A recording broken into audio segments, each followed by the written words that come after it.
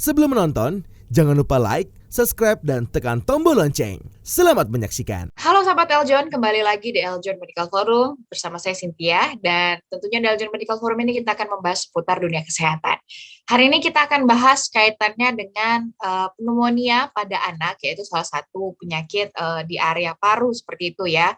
Jadi akan kita bahas sebetulnya apa sih penyebabnya, gejalanya seperti apa, dan pengobatannya seperti apa. Sudah hadir bersama saya narasumber kita ada Dr. Rifan Fauzi, dokter spesialis paru. Halo Dr. Rifan. Oke, halo Cynthia. Terima kasih atas kesempatannya untuk bisa ngobrol-ngobrol bareng gitu ya. Terima kasih juga. Dokter, kabarnya sehat, Dok? Alhamdulillah baik, sehat-sehat. Cynthia juga ya, semuanya sehat semua ya. Sehat juga. Hari ini kita akan bahas pneumonia pada anak ya, Dokter?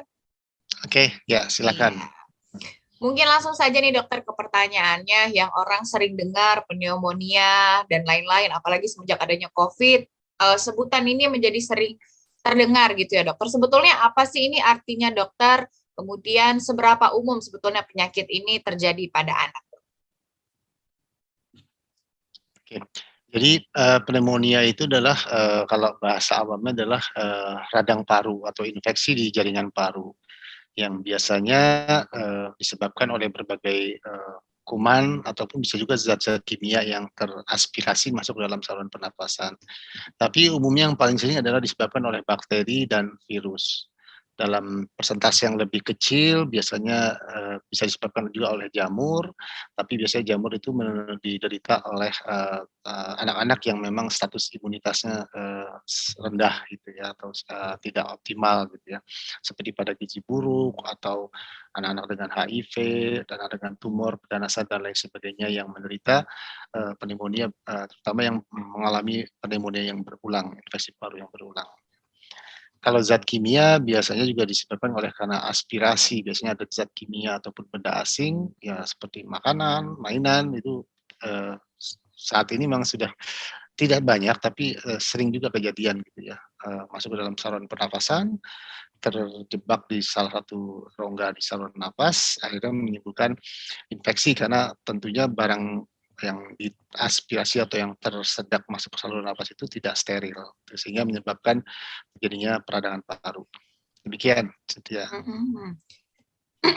Jadi sebetulnya penyebutan lebih mudahnya radang paru gitu ya dokter ya? Ya betul, radang paru. Nah sebetulnya seberapa umum dokter penyakit pneumonia ini terjadi pada anak-anak dok? Ya sebetulnya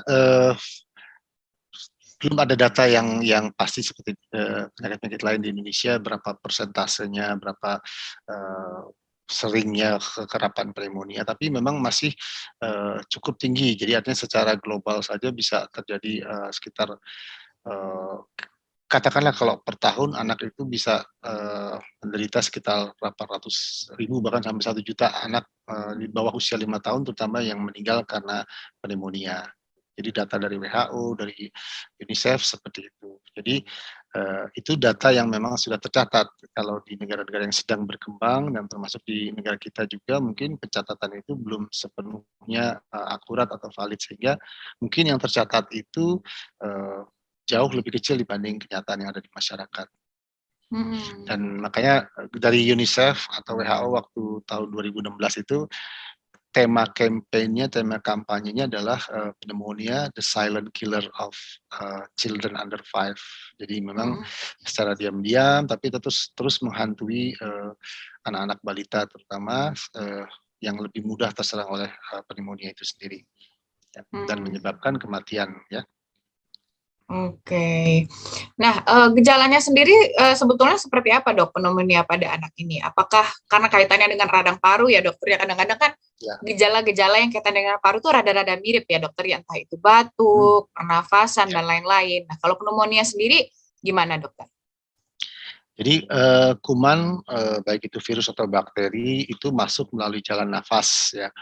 Biasanya dia akan menimbulkan gejala dulu di saluran nafas bagian atas. Jadi kalau kita tuh mengenalnya mungkin ISPA ya, gejala infeksi saluran pernapasan akut yang bagian atas artinya bisa didahului oleh gejala batuk pilek biasa gitu ya, ada demam gitu ya.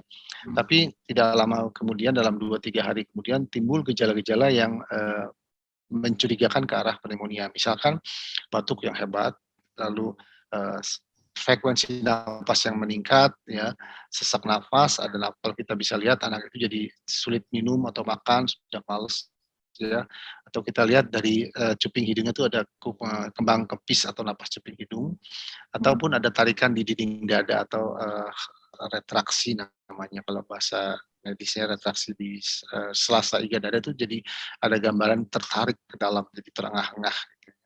Nah, kalau sudah sedemikian maka secara kasat mata atau klinis itu kita bisa diagnosis sebagai pneumonia. Oke. Nah, kemudian dokter, penyebabnya sendiri apa ini, dokter? Ya, tadi sudah disampaikan juga sebagian bahwa memang sebagian besar adalah bakteri dan virus.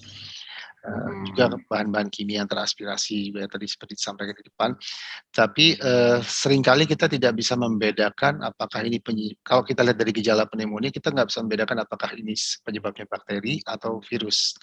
Karena sebetulnya kalau bakteri ya obatnya sudah tentu pasti kita berikan antibiotik. Tapi kalau virus kita biasanya tidak memberikan antibiotik ya.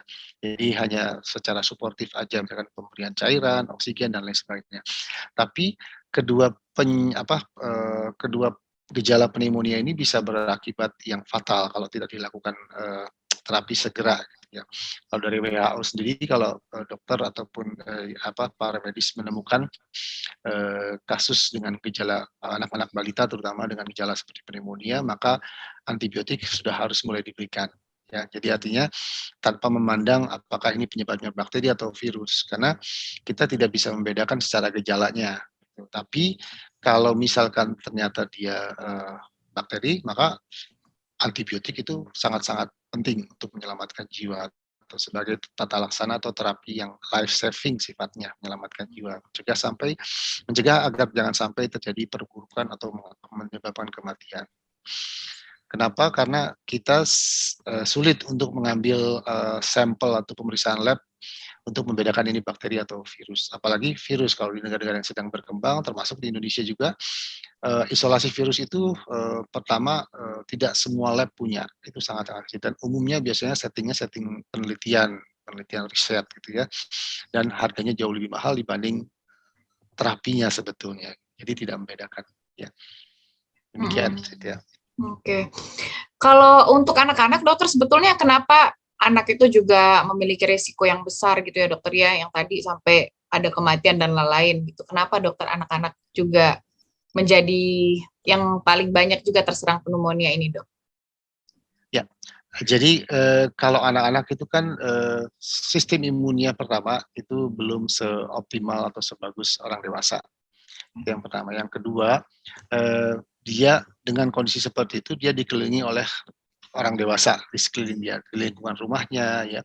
Bisa dalam kalau keluarga single apa keluarga tunggal, mungkin ada ayah, bunda atau saudara-saudaranya atau adik kakak gitu ya.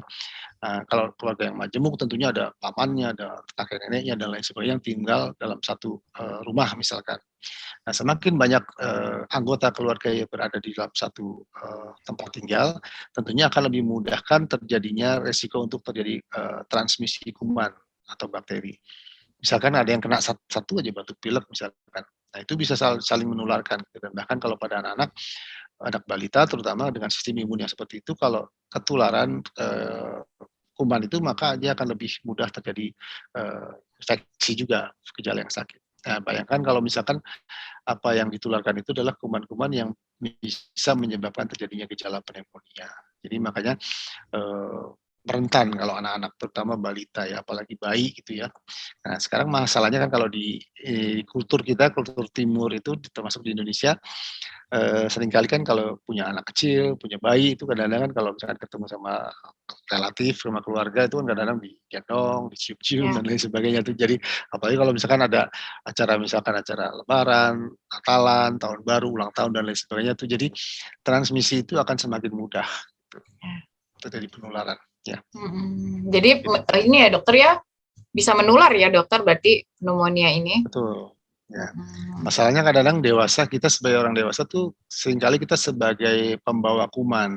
Ya. Jadi saluran napas kita punya kuman yang sebetulnya kalau di tubuh kita karena sistem imun kita sudah bagus, tidak menimbulkan gejala, tapi kita bisa sebagai carrier atau penularannya bisa terjadi. Nah, kalau pada saat terjadi penularan itu anak tersebut sedang tidak dalam kondisi yang optimal, maka akan mudah terjadi infeksi. Kalau kaitannya dengan musim, dokter katanya kalau dingin, musim hujan lebih mudah terserang katanya dokter anak-anak.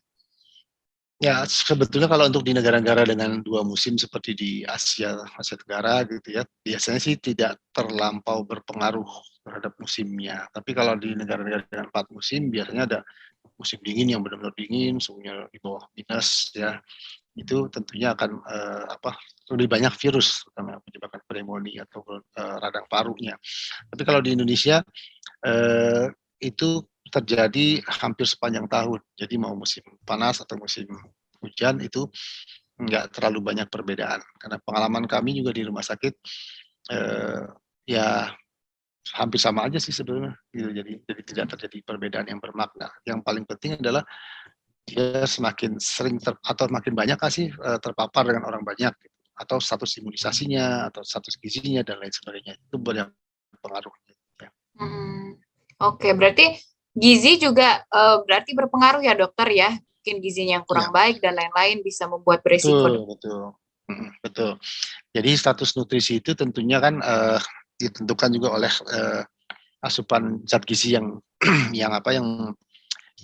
optimal, yang seimbang ya, termasuk di situ protein. Karena protein itu kan sebagai salah satu sumber utama untuk sistem mekanisme pertahanan tubuh. Jadi kalau misalkan dia kekurangan asupan protein, gizinya kurang, itu tentunya secara diasumsikan sebagai suatu kondisi di mana daya tahan tubuhnya juga mungkin kurang. Terlebih kalau misalkan kalau bayi di bawah 1 tahun dia tidak mendapat ASI, misalkan tidak dapat ASI eksklusif atau tidak diimunisasi ya, dan banyak faktor yang bisa menyebabkan terjadi mudahnya penularan ya. Oke, jadi balik lagi ke imunitas sebetulnya ya dokter ya. Ya. Gizi dari imunisasi dan lain-lain. Oke, ya. Terima kasih. Sahabat Aljon, itu dia tadi kita sudah tahu ya, pneumonia yang terjadi pada anak itu bahkan bisa menyebabkan kematian juga. Jadi kita harus ketahui gejalanya seperti apa. Kemudian penyebab-penyebabnya tadi juga kita sudah ketahui. Tapi jangan kemana-mana, masih akan kita bahas. Tetap di Aljon Medical Forum.